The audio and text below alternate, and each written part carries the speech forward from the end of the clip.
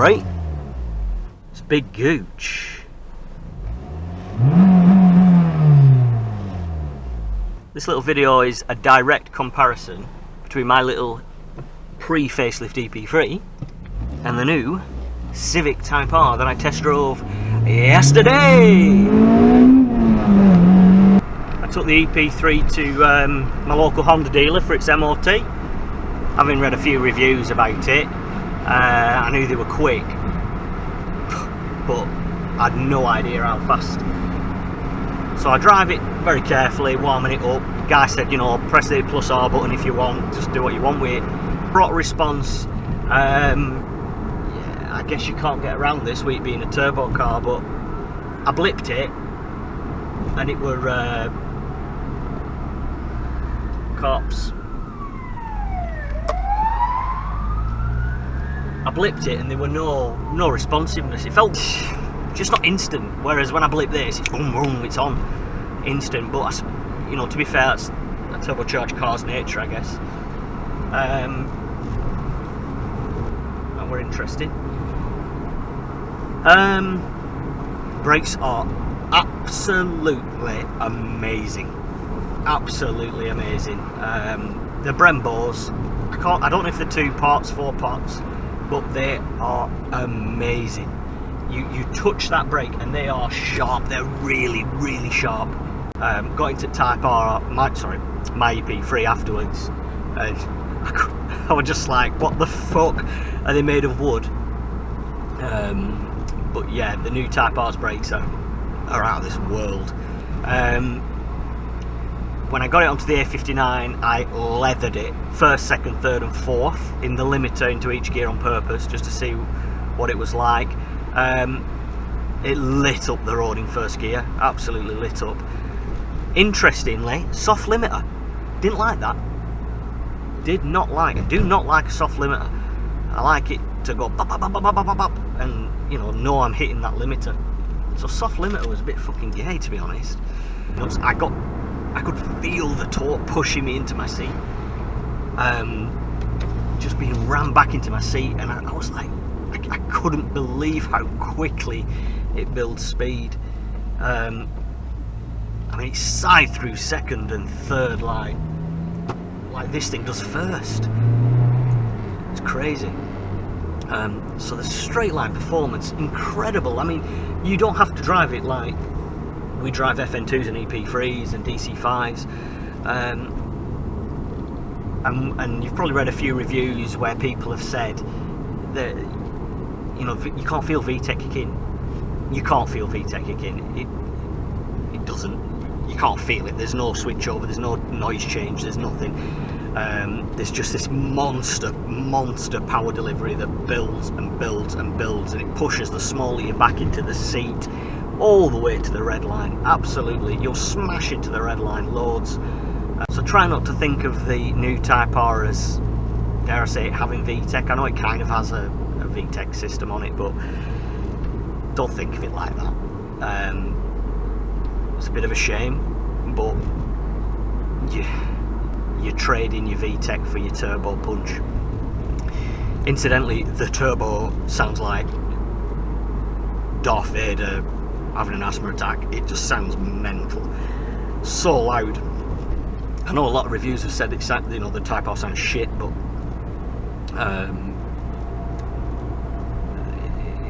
you can hear the engine and the exhaust, but the turbos what I could hear the most. So I dropped it to third and absolutely flogged it up. Overtook a couple of motorbikes, which I felt very good about, and I like to think I were doing the car enthusiasts around where I live a favour, showing them how fucking you know, a new Type R spanked.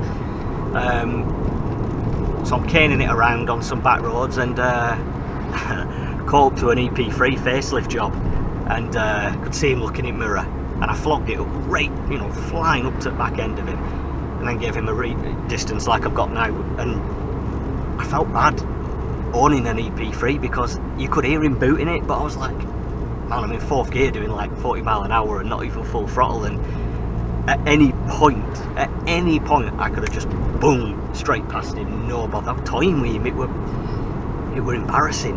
not going to lie, and like obviously I have a pre-facelift EP3, and on any road, the new Type R, you just won't see where it would go if you were driving an EP3. There is, let's not even get started on the R plus button, but there is no body roll. I didn't get that Civic's body roll in one little bit, and I did put it around some corners. The steering, oh my god, simply amazing. Like, we all know EP3s have a bit of a numb feel in this centre section. That's gone. You literally turn it a little bit in the new Type R, and it will just point. Say, point me in the direction, and it will go where you want it to. Like, this is nothing.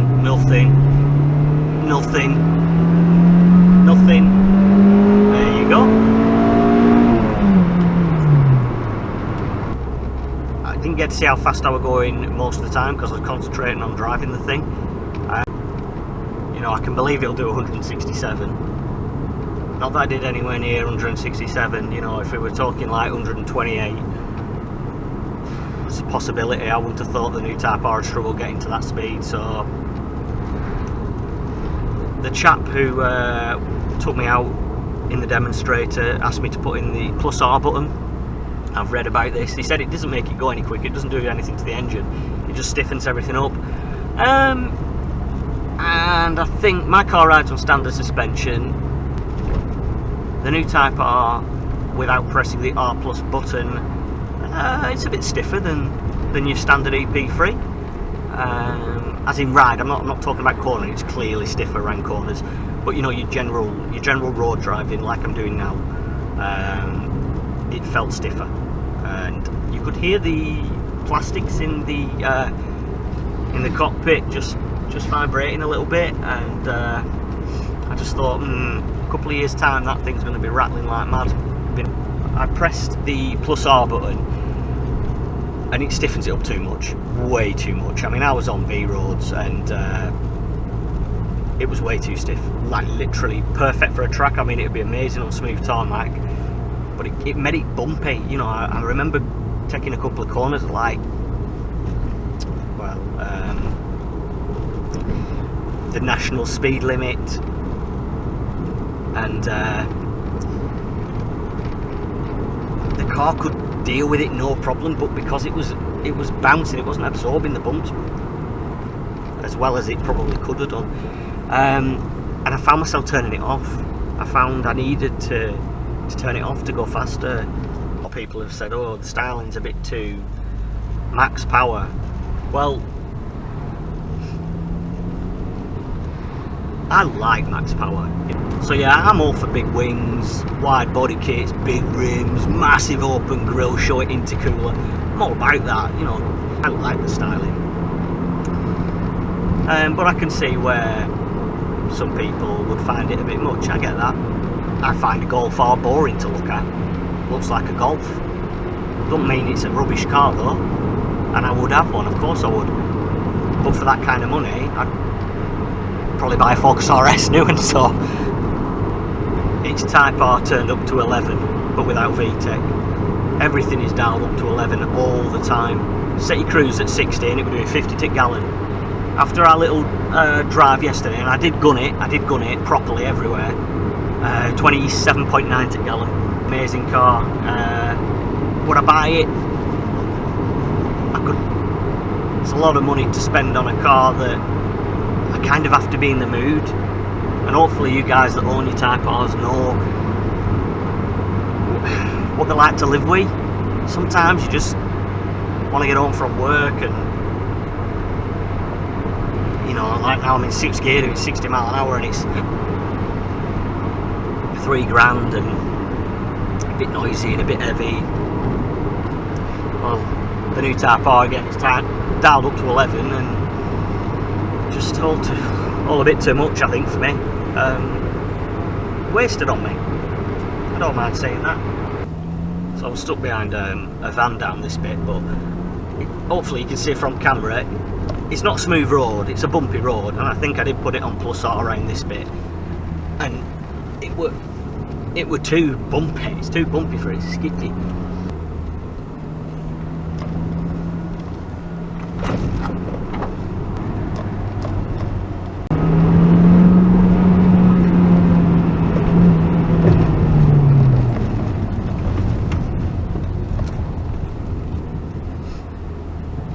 brakes, I mean, they're not all brakes, by the way. They're not like, I haven't got like really cheapos on. I've got the Brembo original equipment replacement brakes, so they're not slotted or grooved or drilled or out like that. They're just oh, that bike stinks of fuel. They're nothing fancy like that. They're just a solid disc, but they are Brembo, so they're not shit quality. Pad wise, again, they're just Honda pads, whereas my EP3 rolls like round this corner. Now I'll put it gently round here because I don't want to crash into the back of that. Whoa! Fuck that up, didn't I? Guess I thought I was still in the new one. I don't know about you guys, but for me, the beating heart, the Type R ethos, it's always been its engine, power plant. And as a direct comparison between this and the new Type R, just in my opinion, even though I know this one is slower, considerably so, I would take this power plant, the K20A2, every single time. It feels, it's just a generic, it feels like a generic powerful turbocharged engine. There's no, can't got like a soul about it. It's no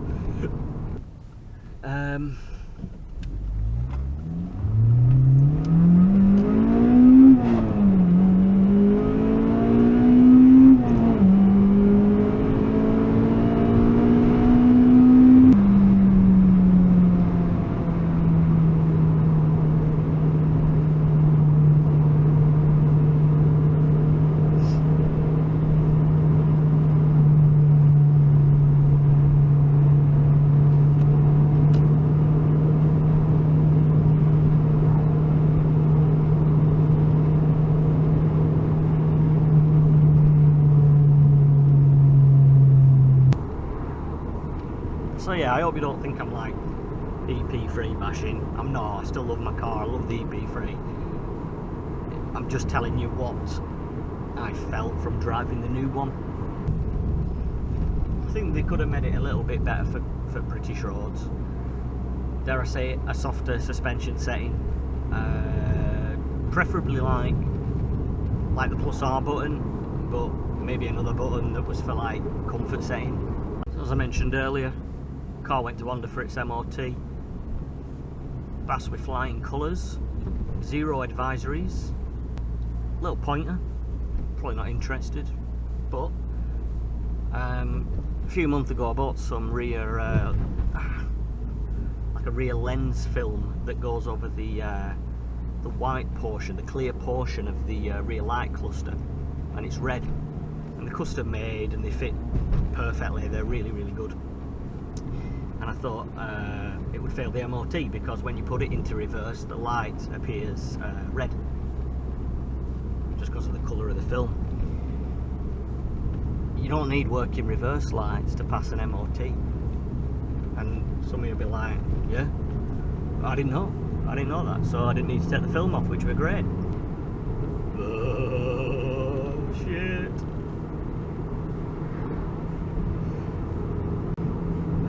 Bullshit overtake. So yeah, while I was there, guy gave me this little brochure. Beastie. Where's the colours? Sorry about this. Gorgeous Milano red. That blue doesn't look as good in the flesh as it does in the brochure. That looks just pure badass. Sweet. Looks like championship white. So yeah, really impressed with it. So yeah, hope you enjoy my little video. Big Gooch, peace out.